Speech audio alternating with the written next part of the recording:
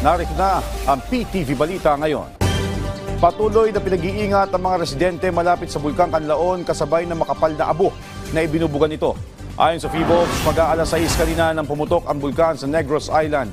Nasa 4,000 metro ang taas ng plume nito na napapadpad sa direksyong patungong Timog Kanluran. May mga naitala rin pyroclastic density current o pag-agos ng mainit na abo at bato.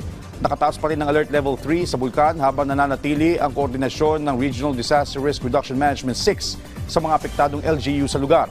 Kaugnay nito, pinaghahanda na ng Canlaon City LGU ang mga residente sa posibleng paglikas sakaling ipatupad ang Alert Level 4. Suspendido na ang klase at pasok sa pampublikong opisina sa La Carlota City.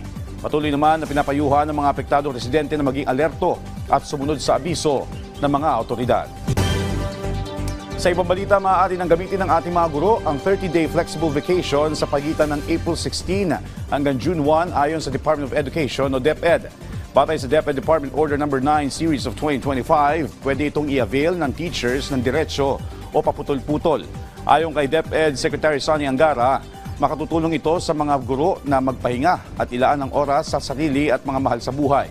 Kasama ito sa mga direktiba ni Pangulong Ferdinand R. Marcos Jr. na palakasin ang work-life balance ng mga magigiting nating guro. Samantala, hanggang April 16 ay maaaring magpasa ang mga guro sa kanilang school principal para sa 30-day break. At yan ang mga balita sa oras na ito. Para sa iba pang updates, follow at ilike kami sa aming social media platforms sa @PTVPH. Ako po si Joshua Garcia para sa Pambansang TV sa Bagong Pilipinas.